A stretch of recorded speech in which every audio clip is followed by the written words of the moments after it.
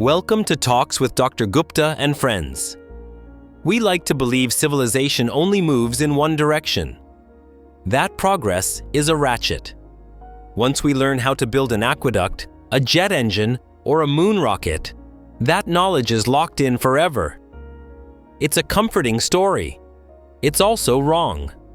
We're not uninventing the wheel, but we are constantly unlearning how to build the cart. We assume knowledge is infrastructure, solid, permanent, like a brick building. Build it once, walk away, come back later, and it's still standing. But research from Cesar Hidalgo suggests something very different. Knowledge isn't a building. It's a shark. It has to keep moving to survive. Stop exercising it, and it doesn't pause. It dies. Knowledge is not a stockpile. It's a capacity. And capacity atrophies fast. Today's mission is to look directly at that atrophy, how institutions lose their minds, how fragile expertise really is, and why this matters far more in the age of artificial intelligence than we're prepared to admit. Picture this. It is July 2011. Space Shuttle Atlantis lands for the final time. The story then was transition. A smooth handoff to the next generation of American spaceflight. What actually happened was a drop, a hard one. For nearly a decade, the United States, the country that put humans on the moon, had no independent way to send astronauts into orbit. It relied on Russian rockets. This wasn't a failure of documentation. NASA had the manuals, the blueprints, the data. What it lost was tacit knowledge. Explicit knowledge lives on paper. Tacit knowledge lives in people, in habits, in rituals, in knowing how something feels when it's about to fail. Retiring the shuttle didn't park a machine. It disbanded a tribe. Engineers scattered. Technicians moved on. The human network that made spaceflight possible was severed.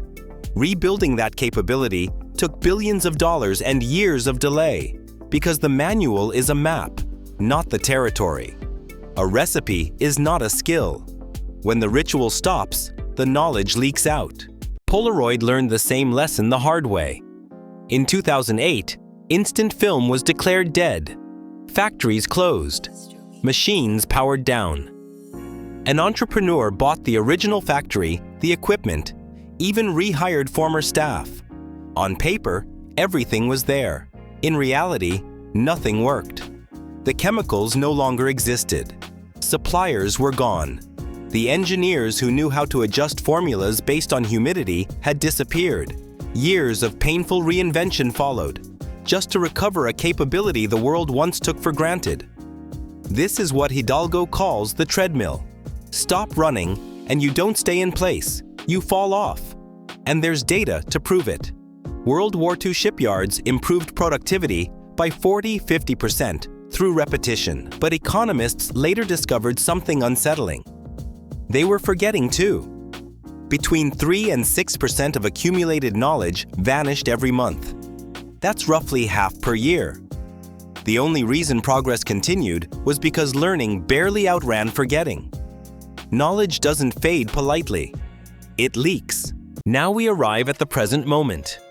Human knowledge is fragile, so the promise of AI sounds irresistible. Machines don't forget.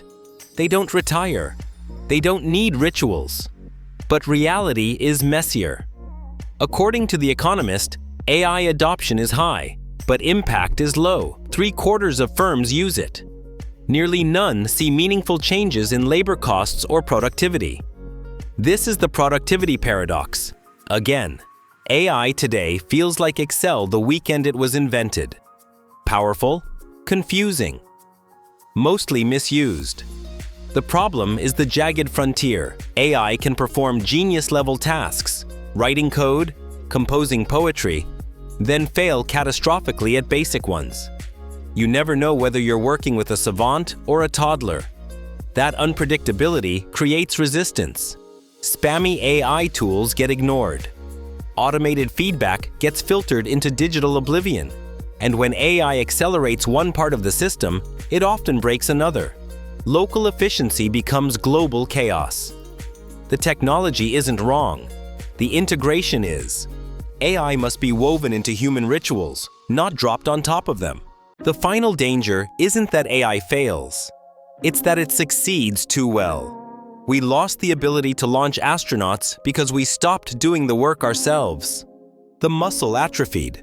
Now we're rushing to let AI handle our deepest vertical skills: coding, diagnosis, judgment, design. If AI becomes the workout instead of the equipment, what happens when it disappears? Do we become the Polaroid factory, standing in front of our own systems, unable to rebuild them? This isn't an argument against AI. It's an argument for discipline. Keep the treadmill running. Protect human rituals. Use AI to assist the workout, not replace it. Because if civilization forgets how to do the hard things, it won't fail loudly. It will fail quietly, all at once. Stay safe, stay curious, and happy new thinking.